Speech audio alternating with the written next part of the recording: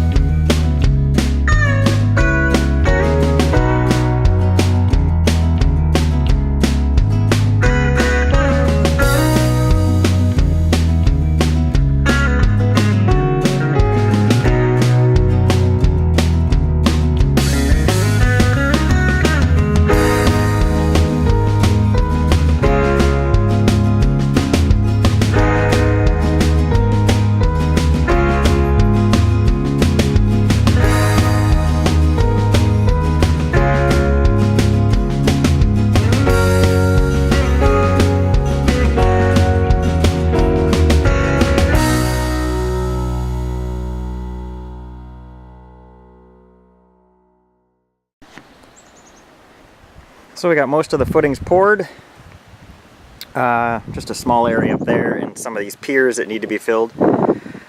They're coming back today to form out the frost wall, so from the step down all the way over, and that wall will come up to that level.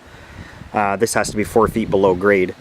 They're going to do that today so we can backfill come Monday, and then they'll start forming up the walls for the rest of the way around. Forms are up for the frost wall. It's supposed to be poured later on this afternoon. So they're doing a 10-inch wall level with the footings here, and it'll go all the way around. There's a couple of bump outs, one there and one there, which are an extra 8 inches thick, and those are going to support the timbers that go all the way up to the roof line, or up to the second floor. So this goes all the way around. It'll be level with that.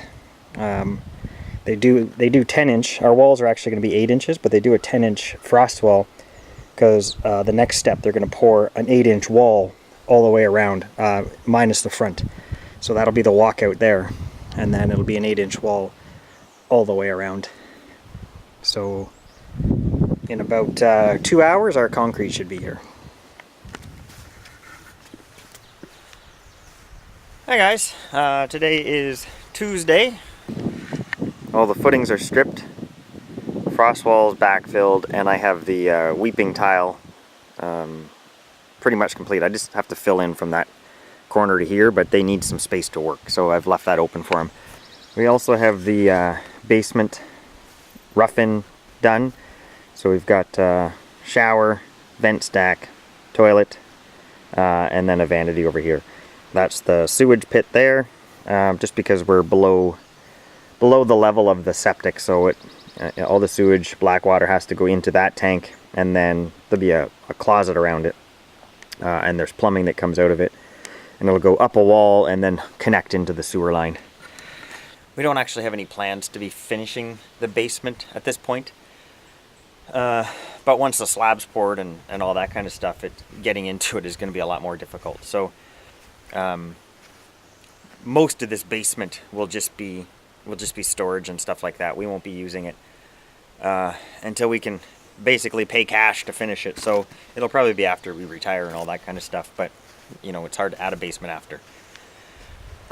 So today, in a couple hours, I have my plumbing inspection, my rough-in plumbing inspection, So there's just a couple of things I need to finish on that.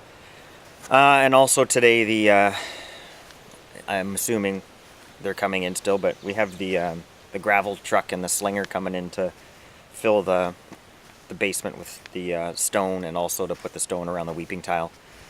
And then probably by tomorrow we will have the concrete guys back in to finish the forming up the basement walls. And the last I've heard, on Thursday of this week we're supposed to be pouring all the concrete for the walls. So that'll be exciting to have that done. But you know, I think everything's kind of weather dependent, and I've learned that things are a little slower up here. So. Hey guys, so today was a lot got done.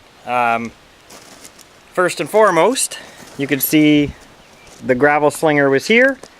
Got all the gravel inside the house. There's my plumbing from this morning. Passed inspection, yeah! Yeah, so we got gravel slung 12 inches all the way around. Still got to do some leveling and stuff on it. And then the concrete guys came back out, and we've got, they actually started putting our walls up. Sorry guys, it's really windy. My dead cat died. It doesn't, for some reason the audio is not working. I'm working it out with Amazon, but until then, you're gonna have to put up with some wind noise. Yeah, so behind me, they started to do they started to form in all of the walls. They're massive. I mean, it's 9-foot walls on every floor. I mean, an extra foot of concrete, there's some expense to it, but it blows my mind just how tall that is. 9 feet. We won't be smashing our heads on this basement. Anyway, so they're coming tomorrow to finish all this up. They've got a little bit left to do on this side. And then on this side, whoa, that made me dizzy. Wonder if it did you too. On this side, they're starting to tie in rebar here. And then they just got to get the wall all the way up to the front here. So yeah, that's pretty exciting. And then Thursday they're pouring concrete. And Wayne from M&M Concrete, he's actually already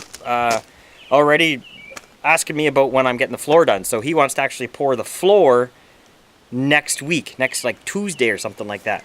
But I got to go spend some time with the blueprints, and also got to figure out my steel measurements for my big beam that goes across this way.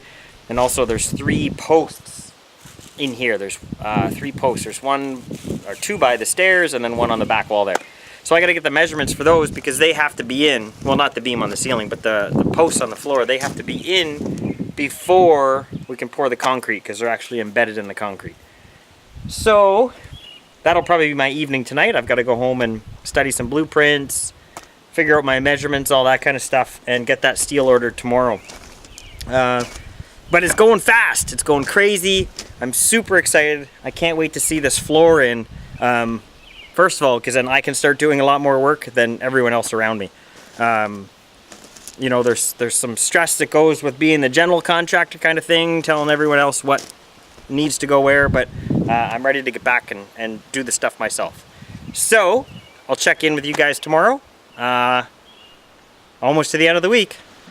Yeah, but we're week 2, wrapping up the foundation. Forms are all on, concrete's poured, so we just got to get the forms stripped off, and then we can start putting in the foam board and the PEX piping for the in-floor heat. But more about that next time. Until then, have a good one.